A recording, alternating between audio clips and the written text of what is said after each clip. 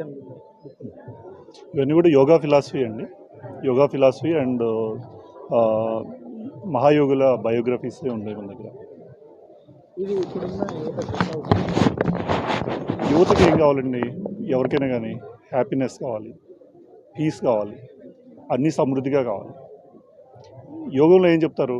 Piece, plenty, permanence. వీటి గురించే యోగా అనేది ఫౌండేషన్ ఇస్తుంది. యువతకి సక్సెస్ కావాలి. సక్సెస్ కావాలంటే వాళ్ళకి ఐక్యూ స్కిల్స్తో పాటు ఈక్యూ కావాలి. ఈక్యూ కావాలంటే ఈక్యూకి మించి ఉన్నది ఎస్క్యూ అంటే స్పిరిచువల్ క్వశ్చన్. స్పిరిచువల్గా ఎప్పుడైతే ఇవాల్వ్ అవుతాడో మనిషి, అంటే ఈ బుద్ధి క్లారిటీ, మైండ్ క్లారిటీ, ఆ తర్వాత ఎమోషనల్ ఇంటెలిజెన్స్, ఇవన్నీ బాగా పనిచేస్తాయి.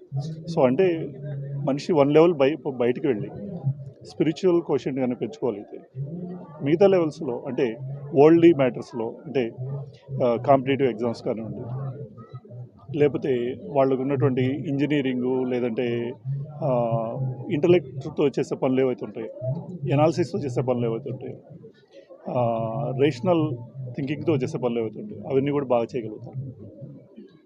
ఇప్పుడున్న యువత ఇంటర్నెట్కు, కంప్యూటర్కి, మొబైల్కు బాగా అడిక్ట్ అయి ఉంటుంది. ఈ పుస్తకాలు వాటిని అటువైపు వెళ్ళకుండా అడ్డుకట్ట అయితే వేయలేవండి. ఎప్పుడు కూడా ఏంటంటే ఎప్పుడు కూడా ఓల్డ్ని ఎప్పుడు రీప్లేస్ చేస్తూ ఉంటుంది. సో డిజిటల్ మీడియా అనేది మోర్ ప్రివలెంట్ అవుతుంది. కానీ ఈ మీడియం ఏదైతే మన ప్రింట్ మీడియా ఉందో, పుస్తకాలు ఏవైతే ఉన్నాయో ఇవి కూడా కంటిన్యూ అవుతాయండి. ఎందుకంటే particularly higher order intellect related పుస్తకాలు ఏవైతే ఉంటాయో ఇవన్నీ కూడా ఏంటంటే వర్బల్గా వినడంతో పాటు ఏంటంటే వాళ్ళు కొంత కామ్ మైండ్ తోటి వాళ్ళలో ఇంటర్నల్ వర్క్ జరిగితేనే అవి నేర్చుకోగలుగుతారు. కాబట్టి డెఫినెట్గా ఈ ప్రింట్ మీడియా అనేది అవసరం అయితే కంటిన్యూ అవుతుంది. ప్రధానంగా ఈ బుక్ ఫేర్ జరగబట్టి వారం రోజులు కనిపిస్తుంది. ఎట్లా యువత ఆసక్తి చూపుతున్నారో ఒక చూసి వెళ్తున్నారు. ఇయర్ ఆన్ ఇయర్ పెరుగుతూ ఉందండి. యూత్ బాగా కొంటున్నారు పుస్తకాలు, బాగా కొంటున్నారు. అండ్ ఇట్ విల్ గ్రో అనమాట. లాస్ట్ 3 years నుంచి నేను వస్తున్నాను, మా స్టాల్ ఉంది, మేము చూస్తున్నాము. బుక్స్ కొంటున్నంతా కూడా ఎక్కువ యూత్ కొంటున్నారు.